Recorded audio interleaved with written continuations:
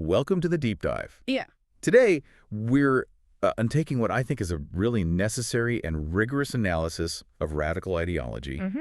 We're opening up Chris Hedges' work, American Fascists, the Christian Right, and the War on America. And this is, well, it's a deep examination of a specific movement. A very specific movement, and it's absolutely essential to frame this correctly right from the start, just as Hedges himself does. Right. This is a critical examination of a highly politicized, structurally organized ideological movement. Okay. It is not, and I really want to stress this, it's not a general theological critique of Christianity. So he's not talking about the religion as a whole. Not at all. He's using political, sociological, and historical tools to analyze a group that seeks political control, and they do it through the mechanism of religious rhetoric. The term he uses is Christo-fascism. That's the one. Okay, so let's unpack this central thesis. Hedges' argument, his core argument, is that the radical Christian right shows many, many characteristics of historical fascism. Yes, and to make that case, he leans very heavily on the late Italian philosopher Umberto Eco. Specifically his concept of fascism. Fascism, or eternal fascism, exactly.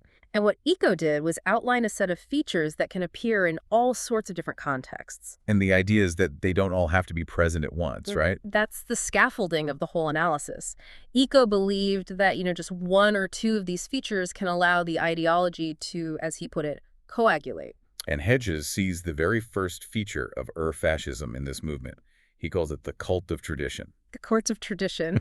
And it's so much more than just, simple nostalgia. It's not just about looking back fondly. No. It's an intellectual quest for a kind of revelation that was supposedly received at the dawn of human history, something that's been concealed or lost. So it's a rejection of modern rational thought. Precisely. It's an ancient reaction against the rationalism that started with the classical Greeks.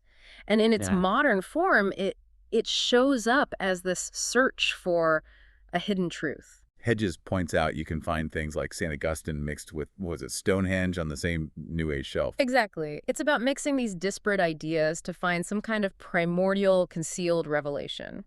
It isn't interested in a dialogue with history. It wants a perfect, singular, revealed past. Which makes the rejection of the modern world completely integral to its survival as an ideology. It does. I mean, traditionalism has to reject modernism. If you look at historical fascists in, say, Italy or Germany, they might have celebrated certain technologies. Yeah. Aircraft or radio, sure. But the core ideology was still rooted in these very romantic, pre-Enlightenment ideas, things like blood and earth. And for the movement Hedges is analyzing, the target is the Enlightenment itself. The Age of Reason. They see that period as the absolute beginning of modern depravity. It's when humanity, in their view, placed human reason above divine authority. And if the entire intellectual tradition of the West is fundamentally corrupt, then the movement needs a kind of internal cohesion that rejects critical thought. And this is where it gets really interesting. Fascism has a specific belief about critical thought. For fascism, disagreement it's labeled as treason. That is the crucial political function of traditionalism. Disagreement is seen as a sign of diversity, and fascism just exploits that natural human fear of difference. So there's only one perfect revealed truth. Then any deviation, any questioning, any nuance at all becomes an act of betrayal against the community and against God. And that concept, you see, provides the entire ideological infrastructure for intolerance and for authoritarian hierarchy. And that structural need for a single monolithic belief, it leads directly into the core political idea of the radical Christian right, which is dominionism. Dominionism is absolutely central. It's an explicitly political movement. It gets its name from Genesis. From Genesis 1.26, where God grants humanity dominion over creation. But the dominionist interpretation is extremely specific. Oh, so? It demands that true American Christians exercise godly dominion over every single sphere and institution of human society. So we're not just talking about converting individuals. No. We're talking about seizing control of schools, of government, media, the arts, the economy, everything. That's a huge leap from traditional evangelicalism, which focuses more on personal salvation. It's a different project entirely. This is about establishing political supremacy. Hedges notes that this ideology has characteristics that are typical of fascism, particularly the strident call for the moral and physical supremacy of a master race. Which in this context means American Christians. The righteous who are called to rule. It's a theology that has been repurposed for conquest. It views the existing democratic, pluralistic state as fundamentally illegitimate until it's governed by divine law, not human law. So the rhetoric is about colonization, reclaiming something that was stolen. It is. As one reverend in Hedges' sources put it, the movement appropriates religious and patriotic language to just deny the validity of any other way of being. They're systematically assigning everyone else, secularists, liberals, minorities, a supporting role in a story that only empowers them. It's a system designed to deny pluralism from the very beginning. At its roots, yes. Okay, let's move on to the theological engine that powers this. The idea of apocalyptic warfare. How does the movement use Scripture to create this culture of permanent conflict? The mechanism is what Hedges calls selective literalism. They claim the Bible is the literal, infallible word of God, but in practice, they do a kind of theological cherry-picking. So they find the parts that fit their ideology. They select the passages that conform to their ideology of rage, of self-aggrandizement, intolerance, and they ignore or distort the texts that preach things like mercy or humility or love. They need these specific passages to give sacred authority to their political program. And this focus on battle lines up perfectly with another feature of fascism, the idea that life is lived for struggle, not the struggle for life. That's right. It translates directly into a stance of permanent warfare, both spiritual and political. Life is this unceasing, zero-sum war against the forces of depravity. And that mindset generates what he calls the Armageddon complex. The final cataclysmic battle. Exactly. Because they see their enemies as literal agents of Satan, those enemies have to be utterly destroyed in a final battle that will grant the movement total control of the world. But Hedges points out a profound paradox in that, one that no fascist leader has ever really solved. If the goal is total victory, that implies an era of peace after, a golden age. So how do you sustain an ideology based on permanent conflict if the conflict is supposed to end? The ideological catch-22, isn't it? The entire infrastructure of the movement, its cohesion, its purpose, its ability to demand loyalty, it all relies on the existence of the enemy. So what happens if the enemy is gone? If the Antichrist and the secularists are destroyed, what sustains the movement? Fascism cannot survive peace. So the golden age of peace is always promised, but it must never, ever actually arrive, or the whole engine just stalls. The conflict has to be maintained. Even if it means inventing new threats. And the text they rely on most heavily to justify this is the book of Revelation, which is striking because Martin Luther basically relegated it to the back of the Bible. He did. But for this worldview, Revelation is critically important, precisely because it bypasses all nuance, all dialogue. It paints this terrifying, unsparing vision of a final battle between Christ and the Antichrist. And it culminates in the total destruction of non-believers. They're cast alive into a lake of fire. It's designed not just to inspire zealotry among followers, but to justify total, unforgiving malice toward opponents. The imagery Hedges pulls out it's genuinely gruesome. We're not just talking about symbolic warfare. No. He talks about the great supper of God, where birds of prey are invited to feast on human remains. The flesh of kings, the flesh of captains, the flesh of mighty men. It's a sanctioning of horrific violence, a display of God's most ruthless power unleashed on those who are deemed unworthy. And Revelation isn't the only text that provides this kind of sacred authority for vengeance. He mentions the Exodus story, which is usually seen as a story of liberation. But when you view it through this lens of selective literalism, it can be weaponized. Specifically, the parts where God orders the killing of Egyptian firstborn and tells Moses to loot the Egyptians' homes. And says, I have made sport of the Egyptians. That's a powerful authorization for cruelty. It is. When the dominionists use these texts, they foster this religious chauvinism and intolerance. Hedges argues that this kind of literature in the Bible keeps alive the virus of hatred. It provides a continuous justification for apocalyptic terror in God's name. Which leads to the ultimate moral absolutism. The moral universe is just divided into two irreconcilable halves. He says apocalyptic visions have historically inspired genocidal killers. They nourish the butchers of the Inquisition, the Crusades, even Nazi ideologues. And what's fascinating is how the movement uses this vision to rationalize brutality. How do they do that? Non-believers are seen not just as opponents, but as pollutants, viruses, mutations that must be eradicated. They argue this cleansing is necessary to stop societal degeneration and bring in their utopian Christian state. So the victim's right to self-preservation is just completely denied. And this framing allows the perpetrators to avoid all moral responsibility. The brutality they inflict is not human malice, it's sanctified, it's divine wrath. The cruelty isn't their fault. Exactly. They see themselves as instruments of God's will. And in a terrible irony, the victims are blamed for their own suffering because, in the eyes of the dominionists, they defied God. That is a chilling observation. Let's shift now to how this ideology actually translates into controlling the lives and minds of followers. How do you deconstruct an individual's sense of autonomy? Well, it starts with the binary moral structure. The world is simplified into these absolute, non-negotiable opposites. Obedience versus rebellion. Purity versus corruption. Chosen versus damned. Saved versus unsaved. There's no gray area, no room for dialogue or self-doubt. And this simplification changes the concept of the individual itself. You mentioned fascism sees the people as a monolithic entity. Right. Which means that individuals, as unique, autonomous beings, they basically have no rights separate from the collective. The structure is hierarchical. And the authority figures, the idols, they provide the rules. Definitive, non-negotiable rules for living.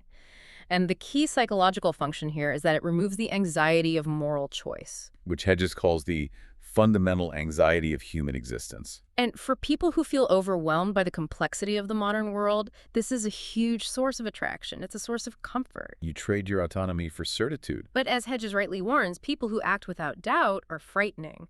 Doubt is a necessary part of ethical action. Of course. The movement thrives on suppressing that internal conflict.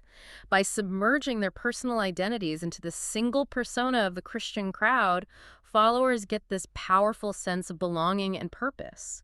The flight from personal autonomy isn't experienced as a loss of freedom. It's a relief. It's a welcome relief from the burden of complex decisions, especially for those who came to the movement fleeing despair or addiction or uncertainty. And that psychological relief is often engineered during recruitment, isn't it? Through programs like evangelism explosion. The training is explicitly predatory. It seeks out the most vulnerable people in crisis, going through a divorce, job loss, addiction, abuse. The manuals actually instruct evangelists to identify with the prospect's loneliness, to get all over that with your testimony. They leverage vulnerability to create reliance. And the language is aggressive, it's militaristic. The metaphors of war and sex are just everywhere. Christians as soldiers in the army of Jesus Christ, they're told, don't show your gun until you're ready to shoot it. And conversion is likened to the term consummate the witness. It's language designed to frame recruitment not as sharing faith, but as a decisive military victory. And after conversion, loyalties are immediately shifted. Yes. New converts are often separated from their unsaved family and friends. The movement claims to be about restoring the family unit, but Hedges argues it's often the great divider. The movement's mission is placed above even family ties. And the most powerful tool for enforcing this conformity is the personal conversion testimony, the one from the EE workbook. It's meticulously crafted. It has to follow 3 rigid stages that eliminate any room for personal nuance or genuine spiritual exploration. Stage 1 is life before. But it has to focus on a single negative concept, like fear of death. Stage 2 is the moment of receiving eternal life. And stage 3 is the reverse concept. Courage replaces fear. So the life story is completely standardized. It becomes a generic evangelical tool. The personal narrative is just subsumed by the required ideological structure. And the explicit goal here is to achieve total certitude, to eliminate the fear of death. Which makes for a fearless, unquestioning soldier. Absolutely. And to force that submission, they use what you might call the quantification of sin. Explain that. They need to use a kind of pseudo-mathematical logic to convince converts that their sinfulness is inescapable, and therefore their own good works are useless. This is that staggering calculation he described. Yes. An instructor might argue that even if you're so good, you only commit 3 sins a day. 1 sin of attitude, 1 hateful word, 1 missed good deed. That's still 1,000 violations against God's law every year. And if you live to be, say, 59, that's 59,000 violations. This calculation is the mechanism that removes human agency. It proves that earning your way into heaven is impossible. So you require absolute non-negotiable submission. To Jesus Christ alone. The conversion prayer they repeat verbatim, I am a sinner. I have been trusting in myself, but now I place my trust in you. That's the contractual seal on the deconstruction of the individual's moral autonomy.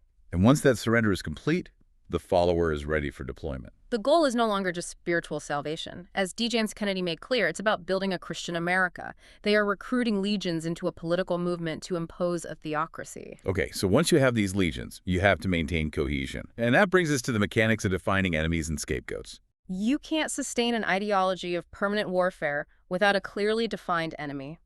This is standard operating procedure for fascism, It appeals against the intruders. which makes it racist by definition, regardless of the target. And it relies on this obsession with a plot, a secret conspiracy, to make followers feel perpetually besieged and righteous. Pat Robertson's book, The New World Order, is a good example of that plot obsession. It sets the whole framework. If there's a secret, insidious enemy, then a constant state of alert is justified. And today, the classic scapegoats have been supplemented by a host of modern phantom enemies. Gays, secular liberals, immigrants, Muslims. These groups serve the function of keeping believers in a frightened state of alert, ready to support repressive measures against anyone who threatens the purity of the movement. And the fascist trait machismo shows up as a profound war on women. It's more than just sexism. It implies a real disdain for women's independence and a condemnation of any non-standard sexual habits. The movement enforces rigid patriarchal authority in the home as a template for the state. Exactly. You have the Promise Keepers, a mass movement that called on men to take back their role as head of the household, citing Ephesians 5.22, wives to be submissive to your husbands, to give this structure biblical authority. And they barred women from their rallies. Reinforcing the message that a woman's role is purely supportive and outside the sphere of leadership. And someone like Dr. James Dobson at Focus on the Family. He's been hugely influential in operationalizing these roles. Oh, massively.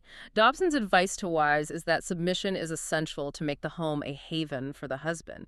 He claims this absolute authority is what men want most. He says a wife's choice not to submit is a violation of God's law. The male as master, female as obedient structure is critical because the movement cannot tolerate the existence of independent women.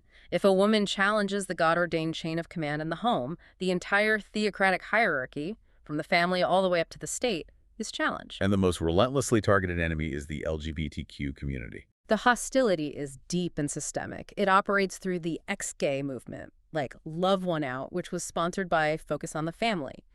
They frame homosexuality not as a natural variance, but as a form of masculine inferiority. They use theories like Dr. Joseph Nicolosi's, which posits that gay men are suffering from the mama's boy phenomenon, a result of distant fathers. These theories pathologize their existence. And the political rhetoric around gay marriage is extraordinary. Dobson compared proponents to the Nazis. The language is meant to be inflammatory, to paralyze. They warn that redefining marriage could lead to societal collapse, that it could lead to polygamy or even fathers marrying their daughters. And this fear-mongering supports a clear political goal: a systematic removal of LGBTQ rights, banning adoption, military service, and reinstating sodomy laws. The necessity is to paint homosexual behavior as barbarity, gross, unnatural, and dangerous. They have to fuel rage against those who defy the moral order. Because their very existence challenges the movement's rigid, God-ordained, binary structure and the cult of masculinity that forms the foundation of their proposed theocratic state. This brings us to how the movement constructs its own version of reality: pseudoscience and creationism. This feels like it requires building a whole separate epistemic system. That's a good way to put it. Since the Enlightenment is seen as depraved, critical thinking is treasonous. In their educational systems homeschooling, Christian Academy students are explicitly taught to obey, not to question or analyze. They're indoctrinated, not educated. And the conflict here is historical. It goes back to the rise of modern geology and biology. The work of Lyell and Darwin was truly catastrophic for biblical literalists. It destroyed their timeline. Lyell's geology showed the Earth was millions of years old, not created in 4004 BC. And then Darwin delivered the final blow, reducing humans from divinely created beings to just another species descended from primates. It stripped away the idea that the universe revolves around them. Exactly, which is why creationism is so ideologically necessary. They have to preserve the literal truth of the Bible, which says that death and suffering only entered the world after Adam's sin. And if Darwin is right, then death and suffering existed long before humans. Which undermines the very purpose of Christ's sacrifice, challenges miracles, and weakens the whole apocalyptic narrative. This alternative, non-reality-based world has to be shielded at all costs.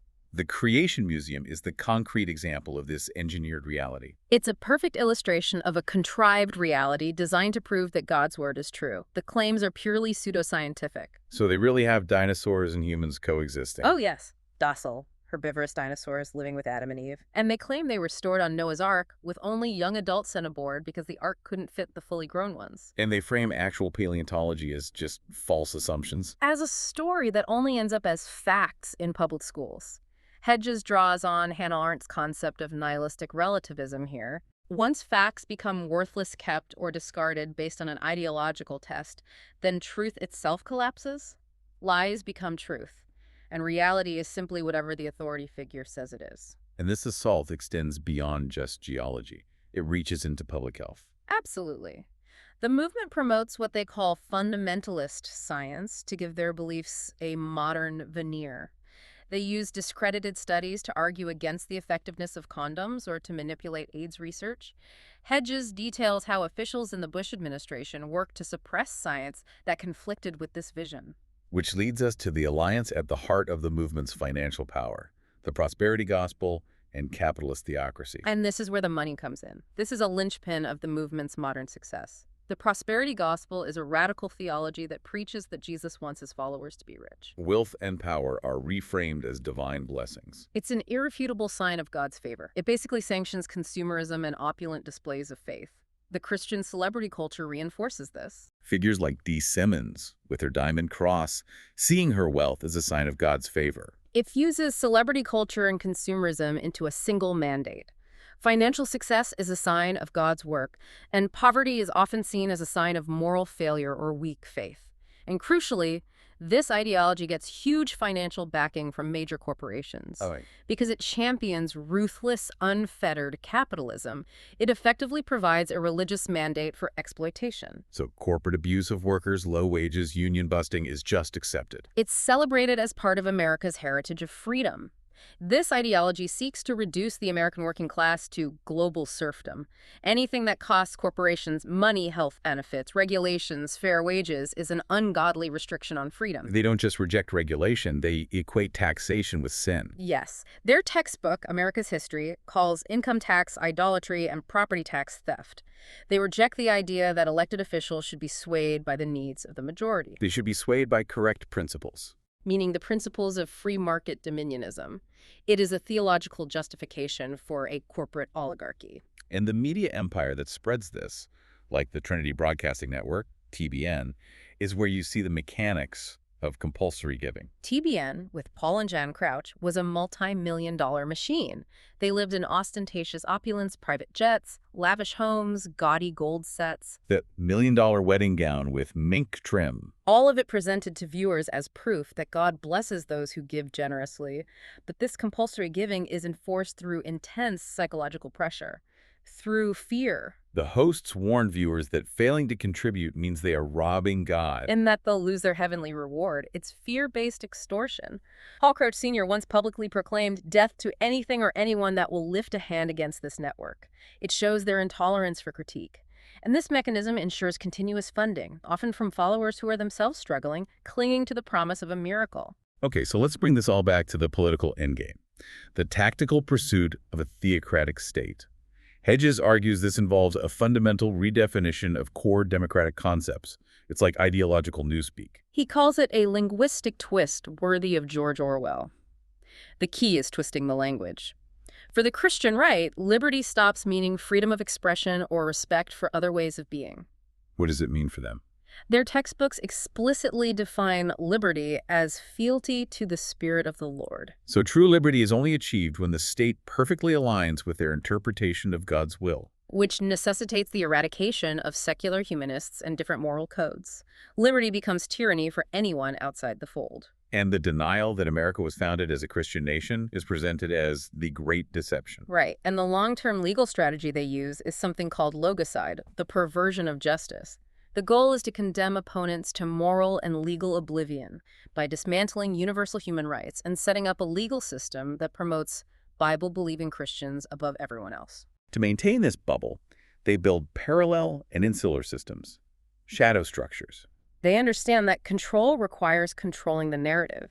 They have a massive media ecosystem, TV networks, thousands of radio stations, to keep followers in a closed loop of information. And the educational component is critical. Between 1 and 2 million children are homeschooled or in Christian schools where they are not taught evolution or critical analysis. They are explicitly taught to obey.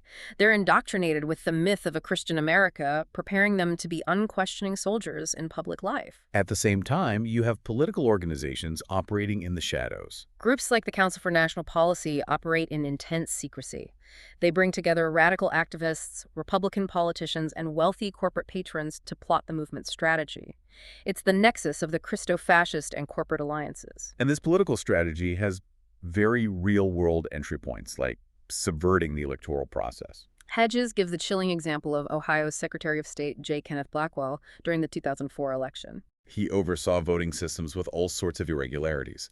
And he systematically sought to disqualify tens of thousands of voters, disproportionately impacting African Americans and Democrats through technical registration requirements. Can you just remind us of how absurd those requirements were? They were designed solely to disqualify people.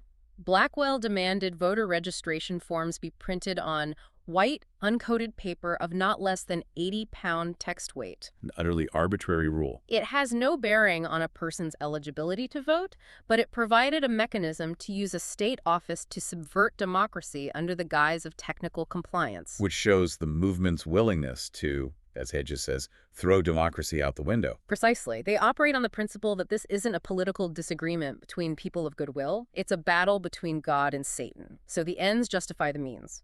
The long-term strategy is to gain control of all state and local offices, from school boards to Secretary of State, and influence judicial appointments. So let's zoom out to the broader implications.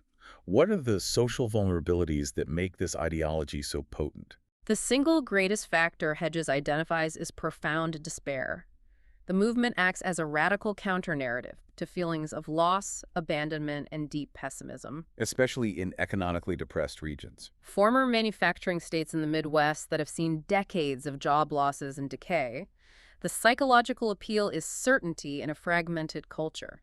Hedges mentions that many people he interviewed had contemplated suicide before their conversion. The movement offers meaning, total certitude, and a powerful community structure that was missing in their lives. And the ecstatic expectation of the rapture plays a key psychological role in this reversal of roles. It's comforting to those marginalized by society. It promises they'll be elevated and their tormentors destroyed, and this belief allows them to privatize their morality, to focus solely on their own community and ignore broader social responsibility. Which is how they can condemn social welfare programs without hesitation. We see that with the convert Learned, who blamed welfare recipients for society's problems, saying they're creating babies all over the place. This condemnation creates distance and justifies the movement's focus on unfettered capitalism over social safety nets. And Hedges links this back to historical authoritarianism. He does. Like all totalitarian movements, the Christian right has this inability to cope with ambiguity and doubt. It places a premium on action, on certainty, and it finds its final aesthetic in war and apocalyptic violence. So what's the ultimate warning here? The theologian Paul Tillich warned against this. Democracy requires that religious faith stay in the private sphere. That ensures mutual tolerance and prevents the individual from being subsumed by the crowd, which is the chief goal of totalitarianism. Hedges ends with a stark warning from Julian Adams, who worked with the anti-Nazi church. What was the warning? If American society loses hope for a brighter future, a belief that rational reform can solve problems, the specter of American fascism will inevitably beset the nation. So what's the biggest takeaway for someone listening to this deep dive? I think it brings us to the final, really provocative thought that Hedges presents, one that turns the mayor back on the defenders of democracy. The movement's success relies not just on its own ruthlessness, but on the moral failure of those who fail to confront them. Those who treat them as a legitimate player in an open society. So tolerance coupled with passivity becomes a vice, not a virtue, in this context. It's a dangerous vice. The movement isn't seeking dialogue. It views pluralism as a sickness to be eradicated. It is patiently waiting for a national crisis, a major terrorist attack, an economic meltdown, an environmental disaster to manipulate the resulting fear and shred the Constitution in the name of national security. Understanding this ideological framework is a crucial first step toward defending democratic institutions. For a concise visual summary of the major themes in American Fascists, from apocalyptic ideology to authoritarian hierarchy, see the mini explainer linked to the description.